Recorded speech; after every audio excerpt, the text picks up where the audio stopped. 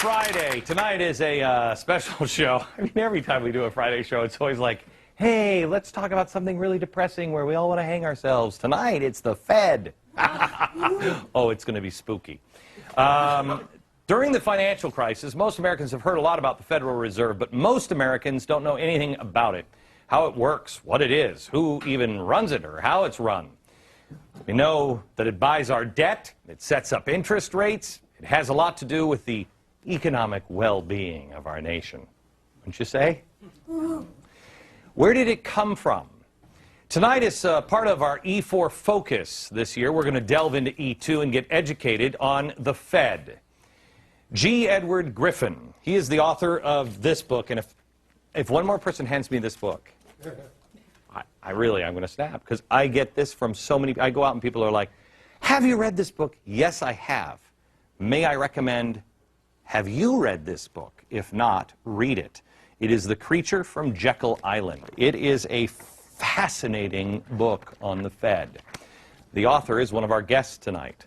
We're going to start at the beginning. We're going to talk a little bit about what they're doing now, but I want you to know we're just going to start at the beginning, and really, we're going to give the history of the Fed as told by the Fed.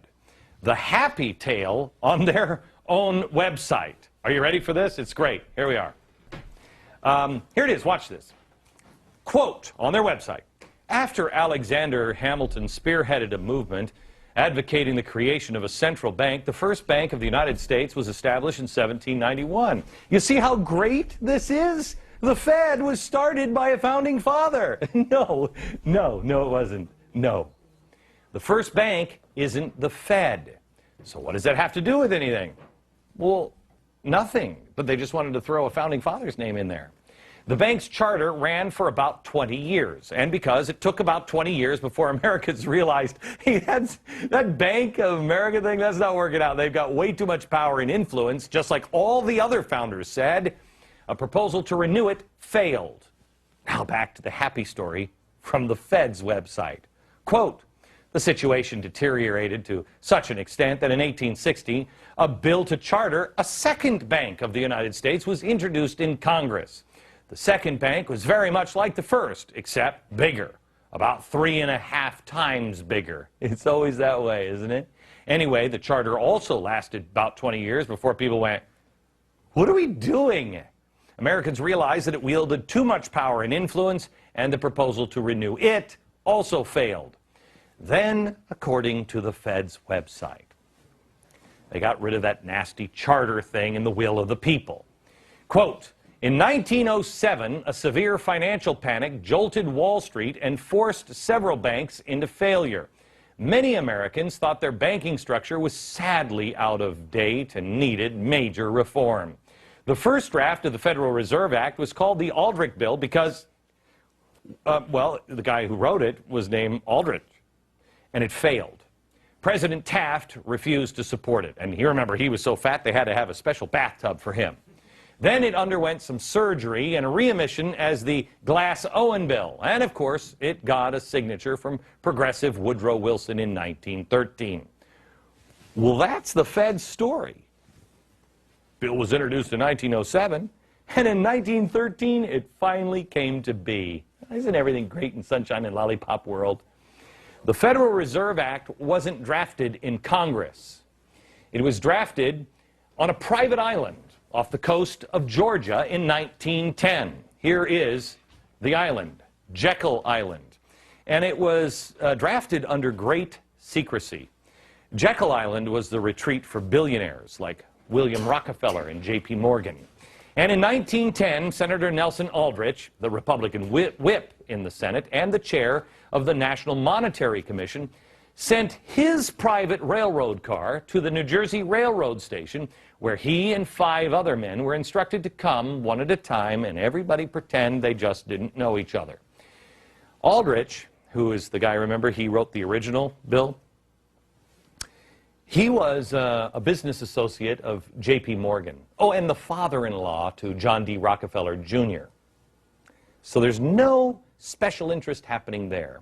There was also Abram Piatt Andrew, Assistant Secretary of the Treasury, and Frank Vanderlip, representing William Rockefeller, Henry Davidson and Benjamin Strong with J.P. Morgan, and Paul Warburg. He was a partner at Kuhn, Loeb and Company. He was representing the Rothschild banking family. Oh, he's going to talk about the Rothschilds now. He actually is an interesting character. If you ever saw Little Orphan Annie, Daddy Warbucks was named after Warburg. These are the men that represented 1/4 of the entire wealth of the world. You think we got a problem with wealth now? Those guys, 1/4 of all of the money in the world. The Morgans, the Rockefellers, the Warburgs, the Rothschilds, all in one room. Yeah, but when do they start sacrificing chickens? Well, it doesn't happen. That I'll tell you. These guys were all competitors. According to G. Edward Griffin, who we'll talk to in a minute, they all had come together to form a banking cartel so they didn't have to compete against each other. He says it was like an oil cartel or a sugar cartel, but this cartel actually went into partnership with the government. I mean, how great is that, huh? It's kind of like the drug cartels in Mexico. Wait, I didn't say that out loud, did I? So for more than a week, these men sat around there.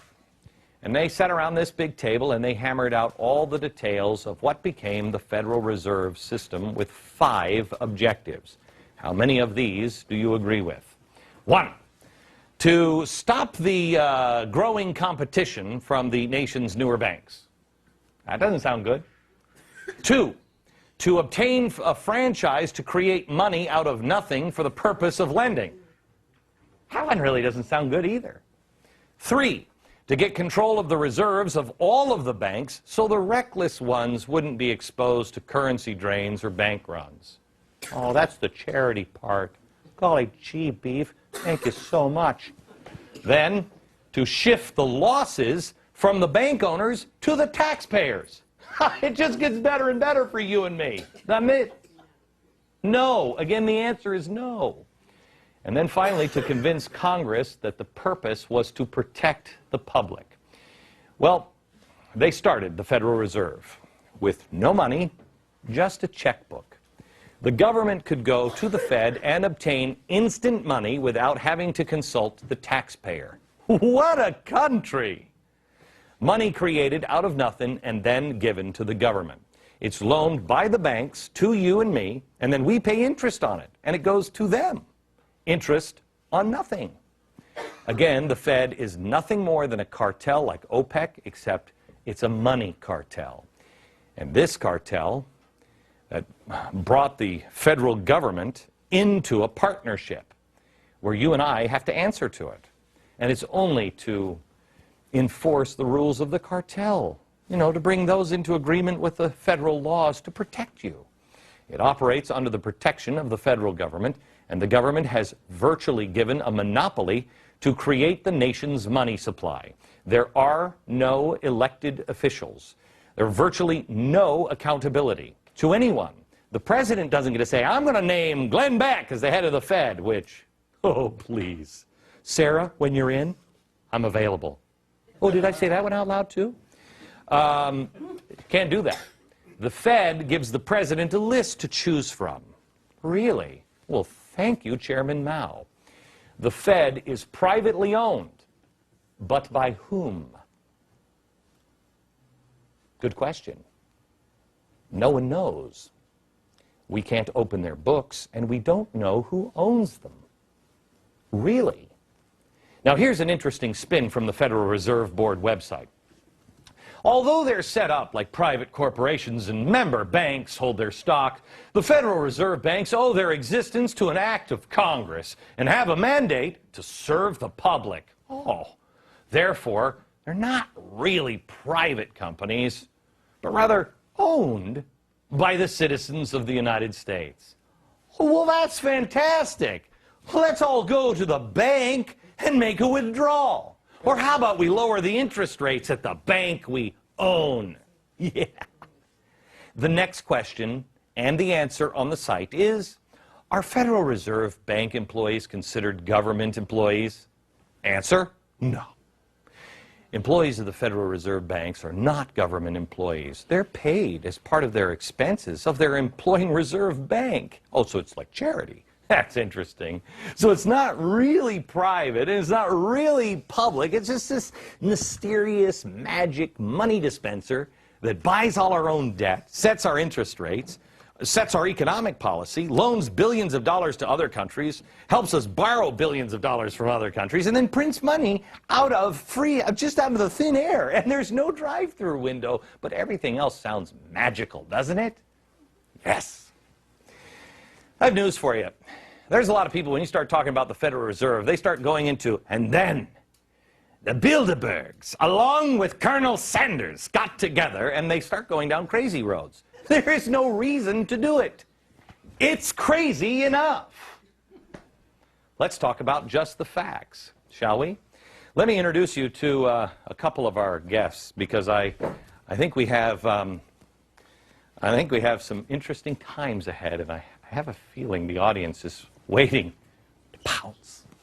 Edward Griffin is the author of The Creature from Jekyll Island, and Mike Calabria is the director of financial regulation at the Cato Institute. How are you, sir? I'm doing well, thank you, Glenn. Did I get it right as far as you're concerned? Mark, but... oh, did I say? What did I say? I think you said Michael. But oh, I'm sorry. Okay. I'm sorry. My brother will be telling okay, good. So, Mark, did I get it right? Yes, you did. Okay. Let me go to... Now, I want to make sure I get G. G, do I call you G or do I call you Edward? Or G-Ed? Edward will work just fine. Okay. How about G-Money? Edward, did I get the story right, and what did I miss? You got the story very, very right. A lot of very interesting details. Of course, we don't have time for it in a program like this, but the essence of it, you got exactly right. Okay. What did I miss that is important? In fact, let me go here. Let me go here. I'm going to show you this timeline. And this timeline shows all of the crashes, not the panics, but the crashes in the United States. A crash in 35, one in 1880. Then it kind of picks up. 1880, 1896, 1900, 1903, 1907, then nothing till 1929, then 37, 38, 46, 62, 87. There seems to be this clump of crashes here. Is there anything nefarious about those crashes, or is this just bad policy and everything else? Well, there are two things. First of all, you asked if there was anything that was left out. As I said, the important items were there, but there's one thing you might want to explain to the audience, and the reason for the secrecy that you mentioned. Why were they concealing their identities? Why did they deny that they went to this meeting? And the answer is because if the American people had known that this bill, which was supposed to protect the American people from the big bad bankers, was actually written by those same bankers, well, then the scam would have been out in the open. And that's why they had to keep the whole thing secret until many years after the meeting took place. Okay, so Edward, hang on just a second. We just did a story this week where the unions and all of these people are saying the big bad banks are getting all of our money. And I thought to myself, well, wait a minute, the unions are the ones that racked up all this debt.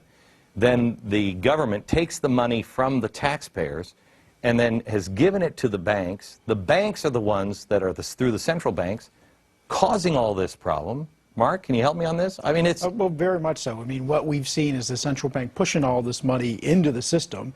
The Federal Reserve very much played a key role in creating the housing bubble to begin with. I mean, you might remember after the dot-com bubble burst, right, after 9/11, we cut rates, the Fed cut rates, Greenspan took them to historic lows, the mortgage market, the housing market took off, and eventually that bubble was going to burst, and it burst in 2006 when the Fed started raising rates. So they played a very big role in this, and they're trying to create bubbles today. If you look at what the quantitative easing is doing, you look at the interest rates we're seeing now. Would you agree with me? It's the last one. It's the last bubble. I think I dubbed this, maybe in 2005, I think I said, housing bubble, and then we're going to have the last one, the money bubble. Yes. It is the last one, too. Well, let's hope it's the last one. I suspect that after this bubble burst, the Fed's going to look for a way to try to create another bubble to try to make us forget about the last bubble. And that's really the way they were doing it. And there was a very conscious attitude in 2003, 2004 to say, okay, we're coming off this recession across with the dot-com bubble. What do we do to make people feel wealthier? What do we do to get people to go out and spend? And what they decided to do was, let's gin up the housing market. Everybody will feel like they have a lot of money. Right. It'll a lot of people to work. And so what are they trying to do now? Let's gin up the stock market. So and it really is creating one bubble to try to offset the effect of the last bubble. So, Edward, let me go back to you. We see the way they're working the bubbles now, but let me go back into the past. We see this clump of crashes here. And I know, correct me if I'm wrong, I think it's like a panic in the 1890s, either 1892 or 1896, where I believe it was J.P. Morgan that loaned money to the United States. He came in and personally bailed out and said, I'll lend you money. Then another one happened in like '03, and he said, you know, I can't do this anymore. You guys are on your own, but I'll get my friends together and bail you guys out one more time, and they did. And that's what kind of led to this, correct? Well, that's exactly the historic origin of it, but I think underlying this, we have to recognize the principle of the Ponzi scheme. The system really is a Ponzi scheme as we're living through it right now. It works as long as the money supply continues to expand and expand and expand, like any Ponzi scheme. You pay off the first investors so that they're very happy. They bring in the new investors. As long as it expands, it works. But when it finally stops, the whole thing comes to an end. That's why they have to keep expanding the money supply. Well, when you create money out of nothing, you also face the fact that money goes back into nothing. So this kind of a system makes the expansion and contraction inevitable. The booms and the busts are inevitable. If the money were backed by something solid, like gold or silver, that you just couldn't create out of thin air, well, then there wouldn't be these contractions or expansions. It would be a nice, even playing field. Most people think that our money is kind of backed by something in Fort Knox. And I have talked to several congressmen who have asked to go see the gold in Fort Knox, and they can't go see the gold in Fort Knox. It is, I mean... That's, you know, sort of surprising, because one would think that congressmen and I can understand why they might not let me see it. I might want to take some of it out with me. Well, the largest collection of gold is here at the Federal Reserve, right? Exactly. And that's not American money, that's the Fed's. That's the Fed's, and a lot of what the Fed, the New York Federal Reserve keeps, is gold for other people. Right. Like there might be gold for the Bank of England here in New York that they're keeping, and they quite often will just put it on a cart and move it from one person's account to another. Edward, do you believe we have gold in Fort Knox? I mean, a lot of gold in Fort Knox? Is it still there? I think it's very naive to think that we have any gold there for the reason you said. If they had it, they would show it. It's as simple as that. Okay, they don't have any gold there. Back in just a second.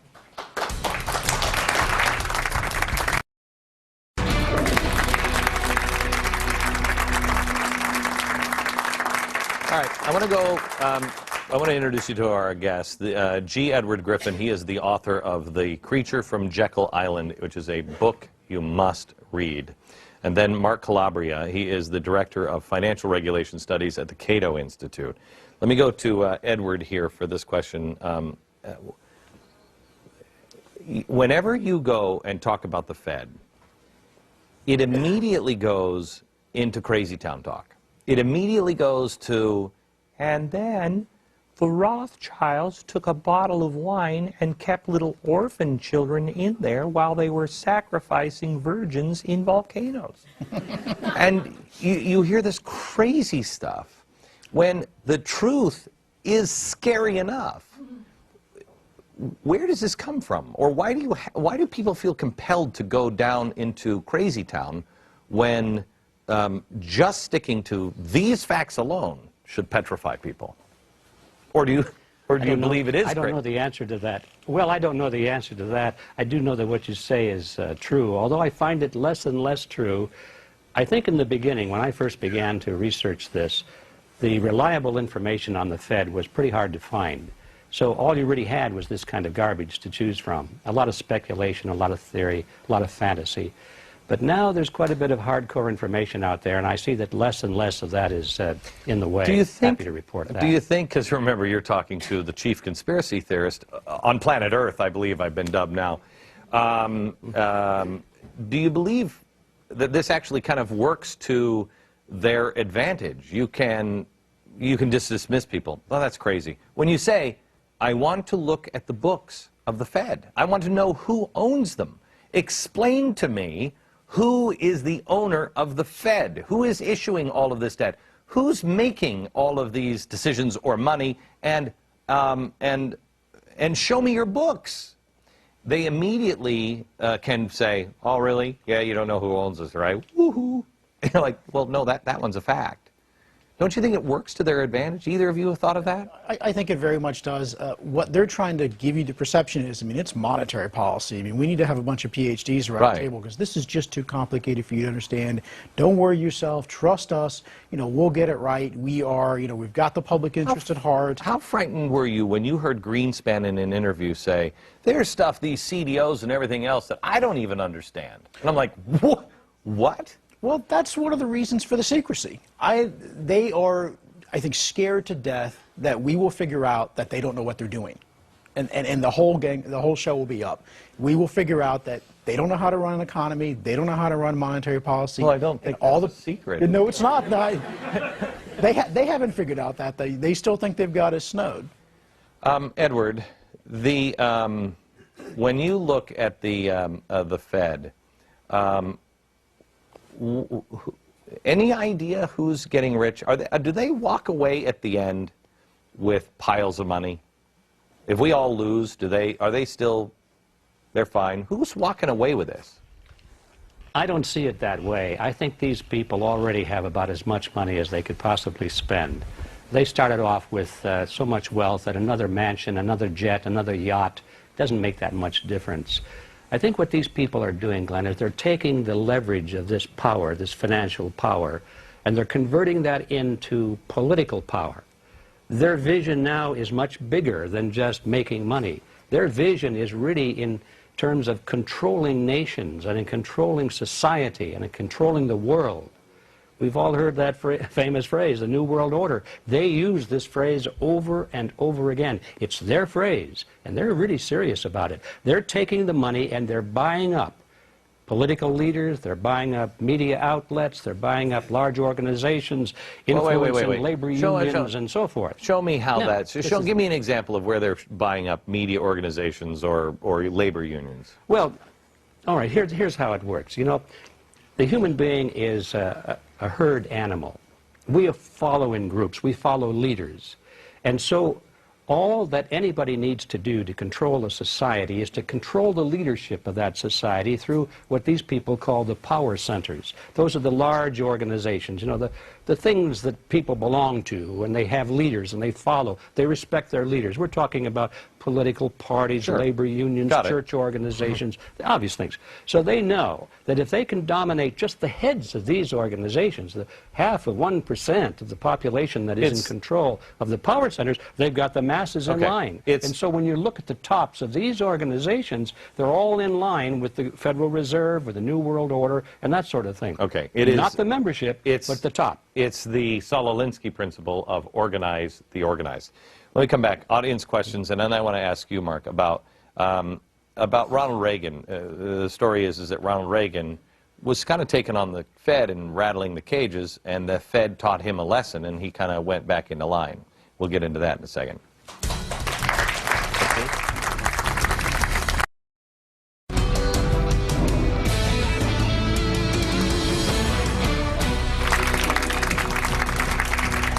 Back now with G. Edward Griffin and Mark Calabria.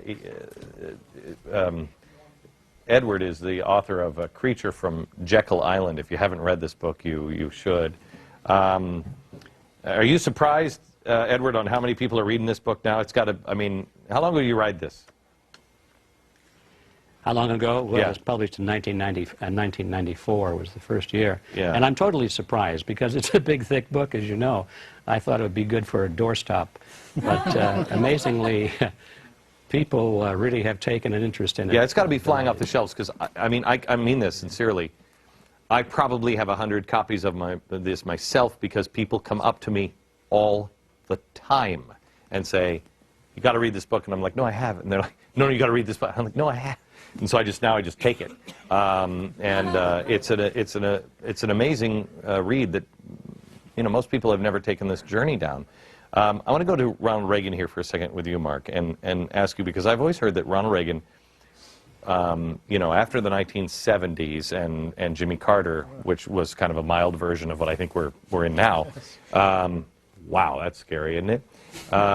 He came in and he wanted to change some things, and the story is that the Fed taught him a lesson. True? There was a lot of pushback on the regulatory side, and that's the reason, if you remember, that Reagan reappointed Volcker one time, but he did not reappoint him the second time, and because at that point they were not getting along all that well, and there were pretty big differences in policy, and this is despite Reagan was very supportive of Volcker's efforts to bring inflation down. Most of the disagreements were really on the regulatory side. Reagan, in his Treasury Department, wanted to redo banking regulation in a way that Volcker did not agree with, as well as you may or may not know that the regional presidents have to be approved by the Federal Reserve here in Washington. And so there were a number of people that Reagan wanted to get appointed to regional Federal Reserve banks, and these were hard money people. These were people who were inflation fighters, and Volcker vetoed them. So he kept pushing Reagan's people out of the Federal Reserve system. Okay. Edward, if people had to know one story of the Federal Reserve that would turn their hair the color of mine, what would it be? That would be what I call the Mandrake mechanism. That's the process by which money is created out of nothing and put into the economy and withdrawn from the economy. If that doesn't cause your hair to turn white, I don't know what it is. When they said when they said on Capitol Hill, when Bernanke said, "We will not monetize our debt," I got on the air that night and said, "He's already lying, but he will monetize." That's all they know how to do. Pardon me? That's all they know how to do. Right, and they monetize the debt, but they're still claiming, I don't know if they are now, but they were a few months back, that they are still claiming? They're still saying we're not going to monetize it. Yeah, but they are. But they get away with saying we're not printing money, we're just digitizing it. Yeah, I mean, well, you might remember there was that big interview with Bernanke, and he said there right out, well, you know, we're not creating new money. I mean, you know, they physically weren't printing money, but of course, if I took something, a bank account, and just here we are on the computer and put my money in your account, you'd feel like you have more money. So they were creating money electronically, so he very narrowly said, well, we're not printing more money. I mean, it was absolutely disingenuous. I mean, of course they were creating more money, if they were creating more money. Do you believe that we are headed for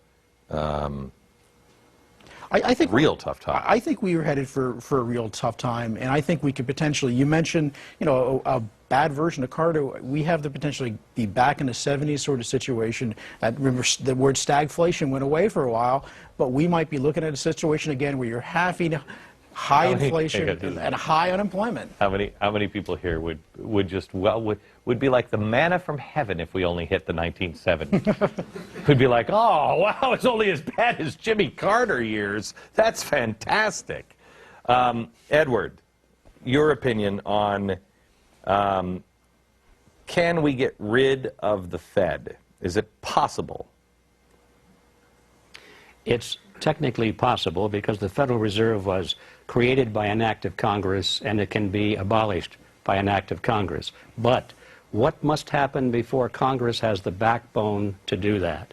It has to be a complete change in Washington because by and large the people that are in office today are very much beholden to this creature, and they're not going to do it. So we have a political agenda here. If you have people who, like you say, can control through monetary policy, you'll never get those people.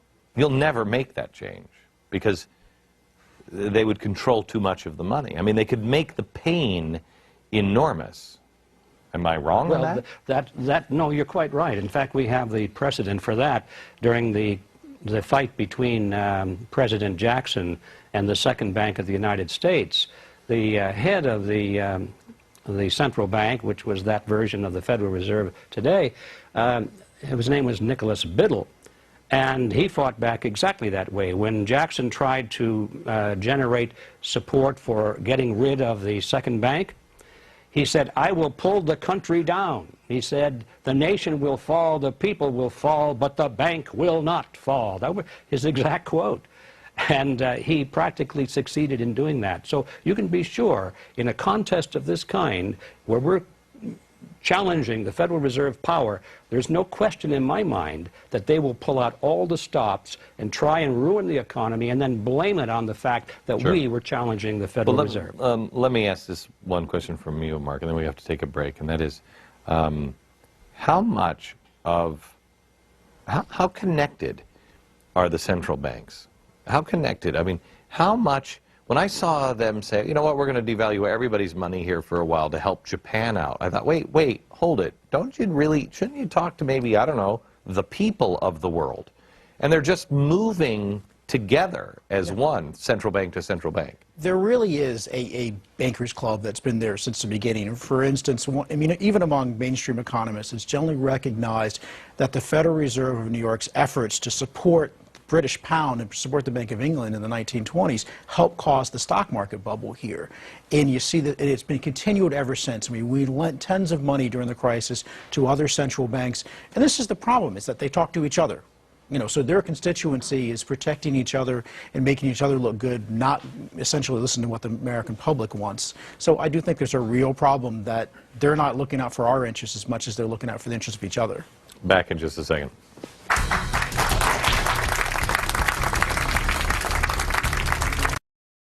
Hard-hitting interviews, sharp market insight, in-depth analysis with a critical eye on events shaping today's most important stories.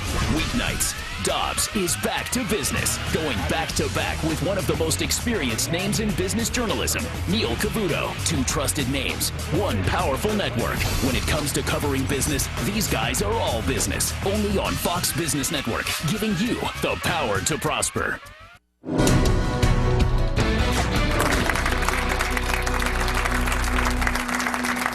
We're talking about the Federal Reserve System, and we're back with G. Edward Griffin and Mark Calabria. And we want to go to the audience here who has sat patiently, and I want to start with Nicole and your question about the Fed. Okay.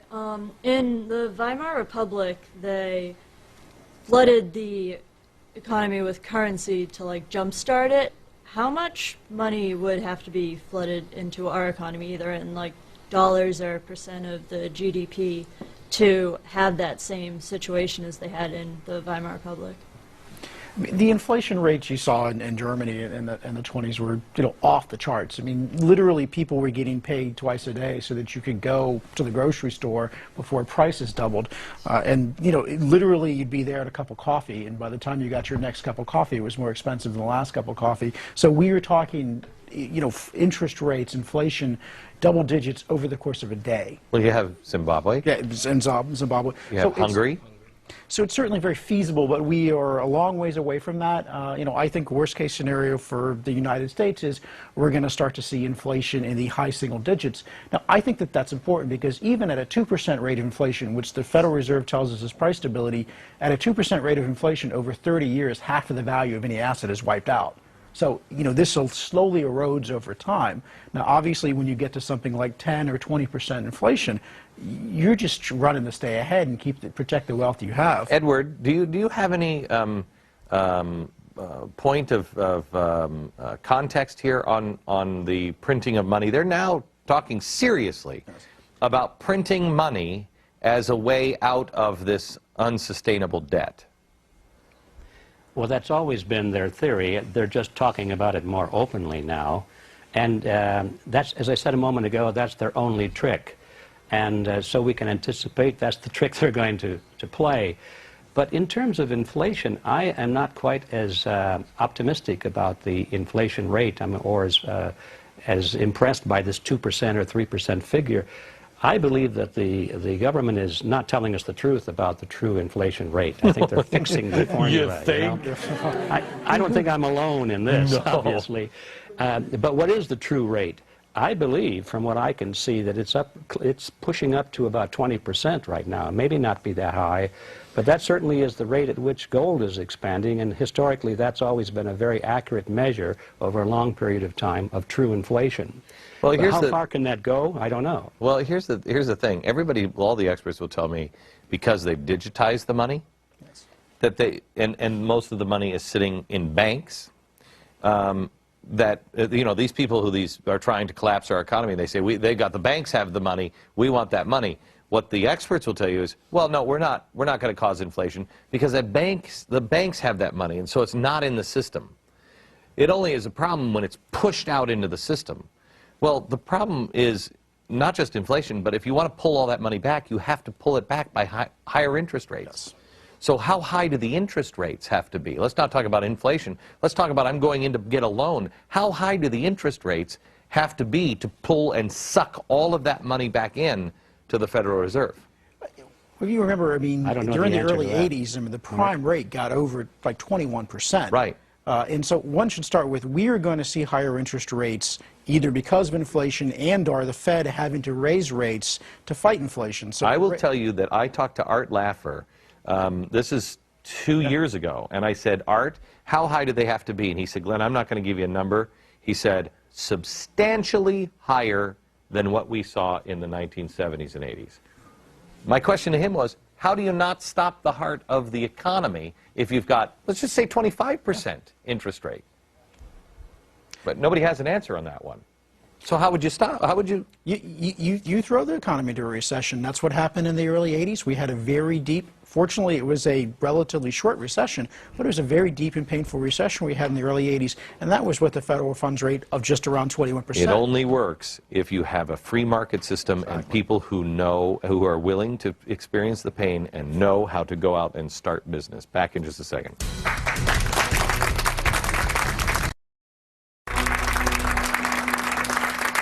We're just having an interesting conversation here with Morgan. How old are you, Morgan? I'm 23. You're 23. You just asked the question in the break. I don't have anything. Right. What do I do, right? What do you do when it all comes crashing down if you don't have anything because you're just starting out?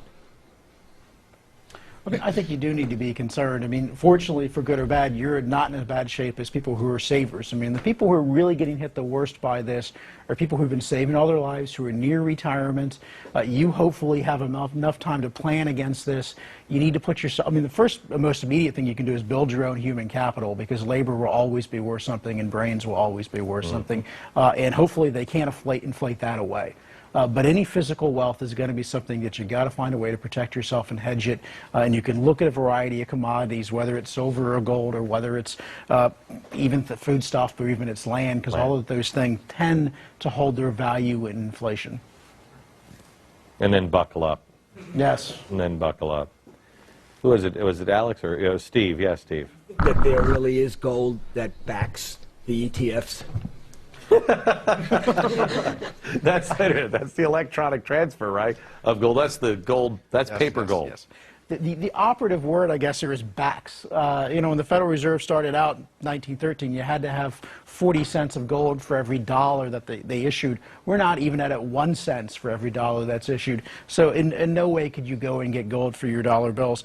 Now, I think an important part, we talked earlier about what would make people change their mind about the Fed. I think a lot of people have forgotten that up until 1971, when Nixon took us off the international gold standard, there was an anchor that kept the dollar somewhat stable. And you really didn't see a burst of inflation in history until after that happened. So if we did nothing but went back on a gold, some sort of standard, internationally, you get a really big constraint on the Fed because of that. Let's go back there, because Ed had a question here about the gold standard, right? I understand there is a bill in the North Carolina House, H.R. 301, to create a state-based currency backed by gold and silver. And Utah just passed a bill, and the governor signed it, saying we'll accept gold now or U.S. dollars. I don't know how they're going to get away with it, but I want to go there, and can you even get back to a gold standard without massive pain? Next.